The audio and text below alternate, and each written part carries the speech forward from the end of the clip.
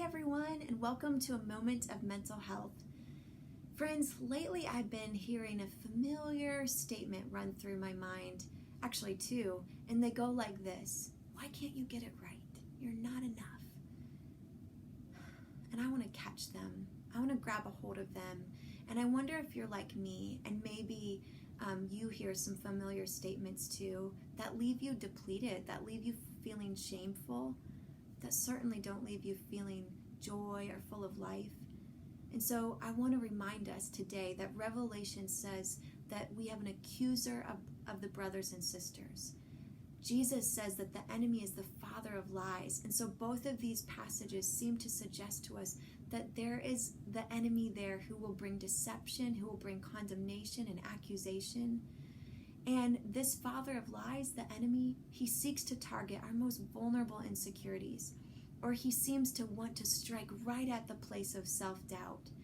Sometimes he wants us to compare, so then we become so immobile or stagnant that we are not able to bear fruit, or we are just stuck in those feelings of inadequacy, and the kingdom of God is not advancing through us as God designed it to do. And so I want us today to be aware of those scripts that the enemy is really good at sending our way.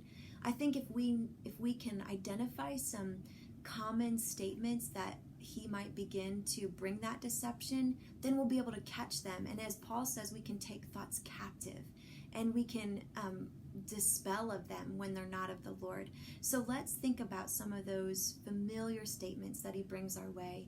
If only you were, or sometimes you aren't enough, or you're too much. People think you're. Other times it might be like, why can't you ever? Or why can't you just?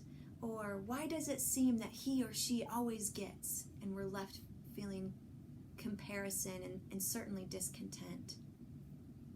Friends, let's stay away from believing and repeating those scripts that the enemy sends of deception. He will bring accusation and condemnation, shame. He will bring shoulds and oughts. But the Lord in his goodness, he brings delight. He brings affection. He brings unconditional love.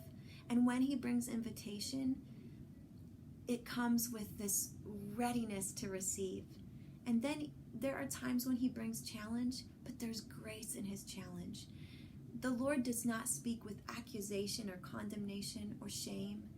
And so, friends, let's be ready to identify those common scripts that the enemy brings of not enough, too much to handle, if only you were, why does he or she always get it? Why can't you just?